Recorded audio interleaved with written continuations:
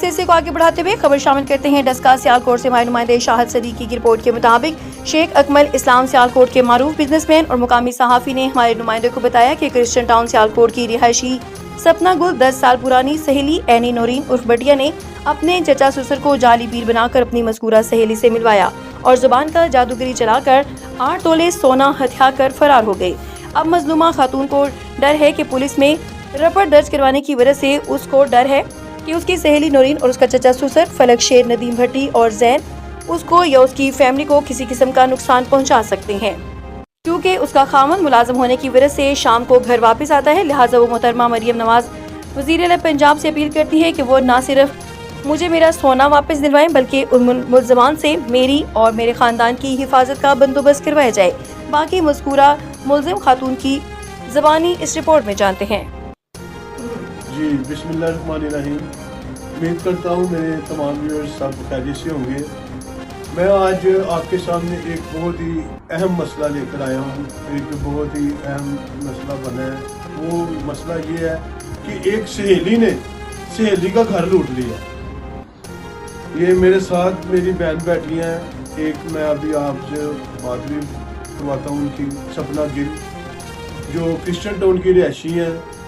तो आइए जानते हैं कि इनके साथ क्या मसला आया और कैसे सहेली ने इनके घर को लूट लिया और इनके साथ क्या जुल्म हुआ। जी सपना गिल साहब, मैं ना बताएं आप क्या हुआ था, क्या वाकया हुआ था, जरा आप सारा बयान करें। जी मेरा नाम सपना गिल है और मैं सियालकोट क्रिश्चियन टाउन में रहती हूँ और मेरी हमसाई है। 10 साल से मेरे उनके साथ बड़े ही अच्छे ताल्लुकात थे और वो हर बात हम एक दूसरे के साथ अपने फैमिली मैटर्स में सारा कुछ शेयर करते थे। सारी बातें, सारे प्रॉब्लम्स वगैरह वो मेरे साथ शेयर करती थी, मैं उसके साथ शेयर करती थी। उसने मुझे कहा कि उसकी शादी हुई नहीं, उसने मुझे कहा कि मेरे शोहर के चचा हैं और वो आमिल हैं, वो दुआ वगैरह करते हैं ऐसे, वो आपके सारे मसले मसाइल जो है ना, वो फैमिली मैटर्स वगैरह सारे जो है ना वो हल कर देंगे।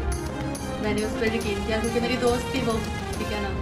मैंने तो नहीं सोचा था कि वो मेरा आपकी दोस्त का नाम बिटिया, बिटिया एनी नूरीन और बिटिया, क्योंकि हम एनी नूरीन बिटिया, क्योंकि निकनेम बिटिया है तो सारे आपकी हमसाई है। हाँ जी हमसाई है जी, हमारी मेरी हमसाई है।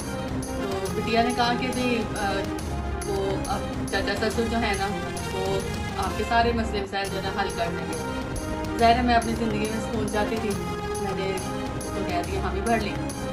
मुझे ये नहीं था पता कि ज़ाहिर मैं बिटिया को 10 साल से जानती हूँ, मुझे ये नहीं था पता कि वो किस नीयत से उसको लेकर आएगी, चचा ससुर के साथ आएगी या क्या है वो। मुझे ये तो नहीं आइडिया था कि मेरे साथ फ्रॉड लगाएगी, मुझे ये नहीं था पता। मैंने उससे कहा ठीक है वो अपने शोहर को और अपने चचा ससुर को लेकर मेरे घर आ जाए। वो अपने शोहर और चचा ससुर के साथ मेरे घर आई। उन्होंने मुझे कन्विंस किया कि आपके सारे मामला वगैरह जो है ना सारे हल हो जाएंगे। अब उन्होंने मुझसे कहा कि आपके पास कोई हदिया नजराना लगेगा, आपके पास कोई पैसे हैं। मैंने कहा नहीं मेरे पास पैसे नहीं है, लेकिन थोड़ी सी चीज़ें मेरे पास पड़ी हुई मेरे अब्बू ने मुझे दी थी। ये सेट था तकरीबन 1.5 से 2 तोले का सेट था। मैंने सोचा मेरे पास वो है। उन्होंने कहा कि आप इसको दे दें, आमिर को दे दें, मेरे चचा ससुर जो हैं इनको दे दें, आपका काम जो है ना कर देंगे वो।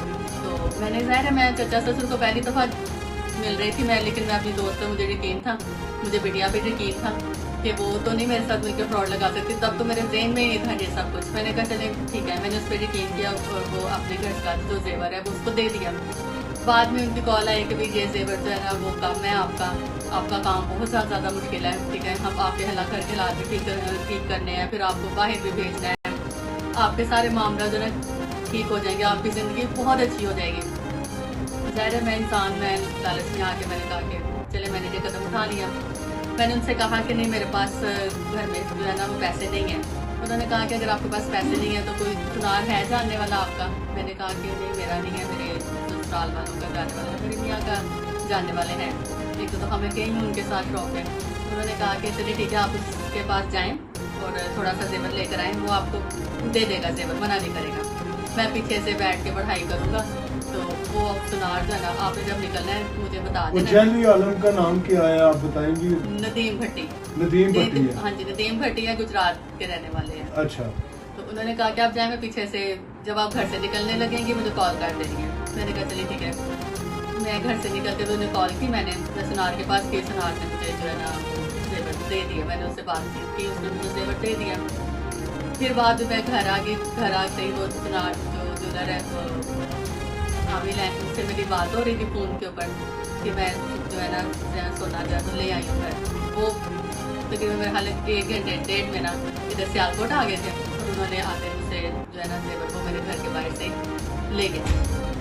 फिर ऐसे ही करते करते उन्होंने कहा कि बाजी मुझे अपने घर की रजिस्ट्री के लिए थोड़े से पैसे चाहिए। अब मैं जानता हूँ आपके पास पैसे तो नहीं है, लेकिन आप मुझे सोना अगर थोड़ा सा उधर से लेकर दे देंगी तो मैं आपका सोना उसने कहा और ला दो। हाँ जी, उन्होंने कहा मुझे अपने पर्सनल यूज़ के लिए चाहिए, तो आप मुझे थोड़ा सा और ला कर दें सोना, मैं आपको इसकी पेमेंट जो है 2-3 महीने के बाद आपको इसकी पेमेंट कर दूँगा। मैंने उससे कहा कि जो सुनार है वो अब मुझ पर कैसे ट्रस्ट करेगा। उसने कहा कि मैं 1 लाख रुपया देता हूँ, जो बिटिया का शोहर है फलक शेर, जिसको लेकर वो मेरे घर पर भी आएगी। तो उसने कहा कि मैं फलक को भेजता हूँ, तो वो सुनार को ना उसके अकाउंट में जो है ना 1 लाख रुपये सेंड कर देते हैं। आप उसका सुनार का ना अकाउंट नंबर ले लें। मैंने उसका सुनार का अकाउंट नंबर जो है ना वो ले लिया, उनको सेंड किया, और वो फलक शेर जो है वो जाके सुनार को बैंक में गया। और वहाँ पे जब वो बैंक में जमा करवाने के लिए गया है, वहाँ पर सुनार जो है पहले से मौजूद था, वो भी अपने किसी काम के लिए सिलसिले में वहाँ पर आया हुआ था।